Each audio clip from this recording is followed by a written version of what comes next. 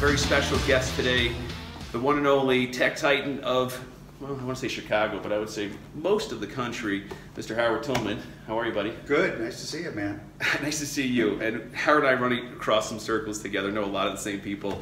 You've been on my show a couple times before, Howard. The many iterations of Howard Tullman, when I first met you, was at Flashpoint Academy. Then you evolved to 30,000 other things and ended up with 1871. Right. And we'll briefly touch on all these things again. And now you have a brand new venture that I'm super excited about. Why don't we start with the venture and we'll work backwards from there. 70,000 square feet of new innovation and technology space on the campus of Illinois Institute of Technology, or we call it Illinois Tech. The facility is going to be called the Kaplan Institute for Innovation and Tech Entrepreneurship. And what we're doing is appending to 1,500 smart undergraduates and 3,000 smart graduate students how to be an entrepreneur, how to be an innovator, and how to learn those disciplines. So when they come out, some of them will start businesses, some of them will go work for big companies, little companies, whatever, but the idea is they'll be better next generation employees, because today it's a different world in every respect. And so this building is literally built so you come in with an idea and you can leave with a prototype. And it's going to have maker labs, it's going to have workspace. We're moving the design school, the Institute of Design, which has always been downtown, to the campus. And so we'll have architecture, engineering, all the technical sciences, computer intelligence, and then design, all in one place.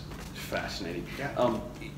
By the way, this was sort of the same idea that 7 years ago we did with 1871. We said, you know, if you're going to build a place, let's have mentors, let's have venture capitalists, let's have the universities, let's have members, the whole 9 yards, all the tech companies.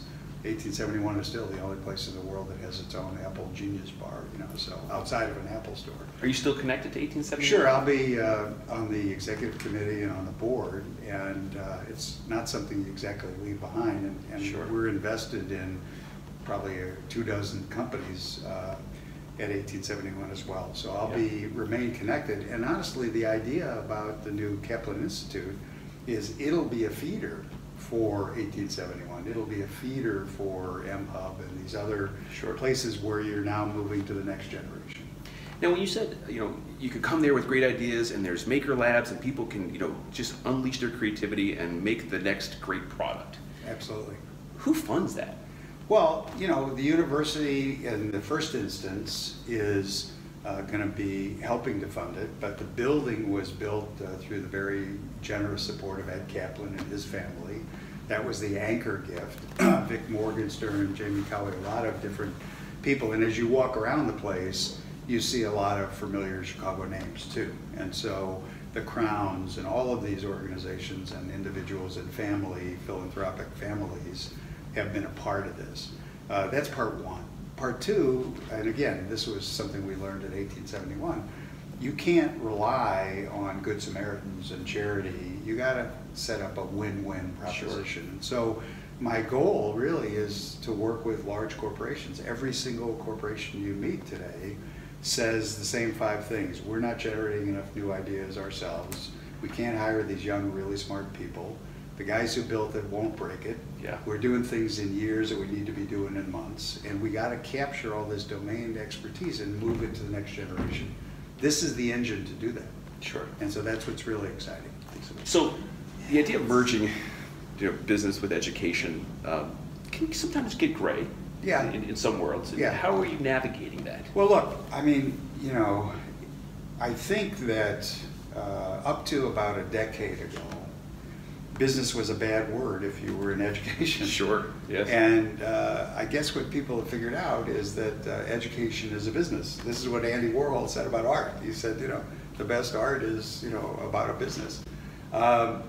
So I think that's gone away. I think the stigma of being commercially focused, I think universities have to figure out how to pay for themselves too. I agree. And it's not going to be tuition driven alone. Yes. So they have to add value to an ecosystem, and this is part of Kaplan Institute, very central to the next generation of ecosystem that reaches backwards into the students as resources and also as prospective unbelievable employees, but also reaches outward to really bring the community and business into the university. And so there'll be a lot of these partnerships, a lot of these instances where we'll provide services, we'll provide bodies, we'll provide new ideas to corporations. And that's part of the model too. So I expect that it'll take a year or two, but we want it to be self-sustaining and freestanding, just like 1871 has become. And then the other thing that I would tell you is it'll always be the case that 10 or 20 or 30% of the people will never buy into the new promise, the new premise. That's okay. Why? We're not going to, well, because they're comfortable. And because in the world of academics, there's a nice safety net, you know, tenure and all this stuff. Sure. And, but you have a tremendous amount of student debt. You know, and when I hear what's going on in my mind, because I've just read an article about this, that there's so much debt, and that how do you get, you know, in front of the 8 ball when you're already starting behind it? Oh, it's terrible. Listen, but you're creating a system of ROI, in my opinion. Yeah, we are, and we're also creating the opportunity through internships and apprenticeships to help offset some of that cost while you're going through school.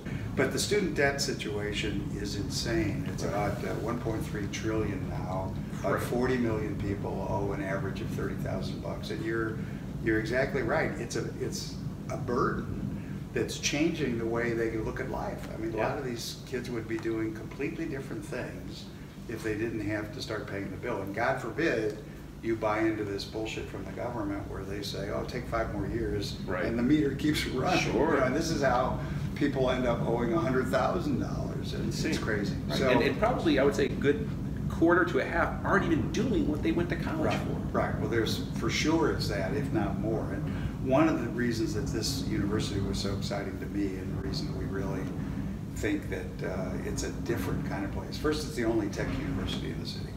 Second of all, it's transformative because a huge number of the students are first-generation college and lower income, but really smart.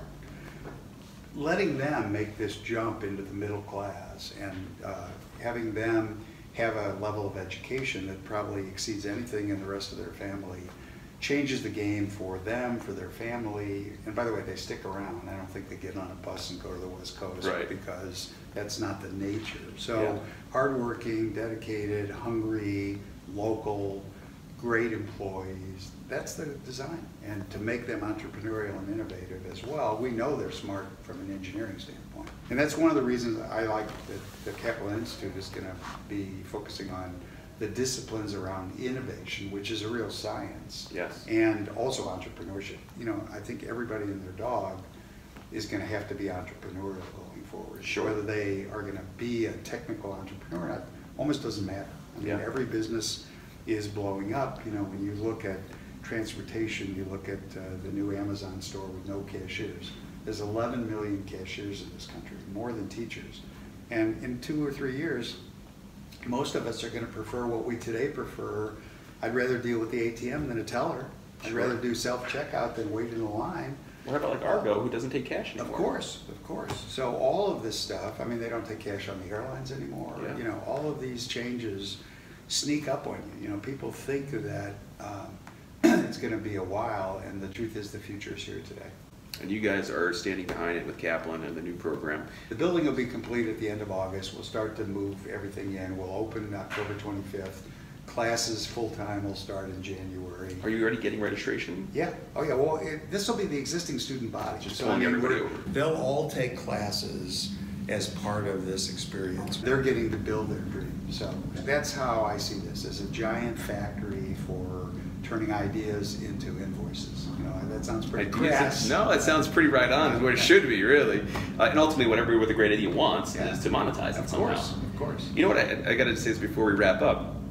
Interviewing you through all the phases of your career over the last whatever decade I've known you, today, looking at you, there's a different sparkle about you. I'm not kidding. Like, this is the Howard I first met at Flashpoint. Yeah.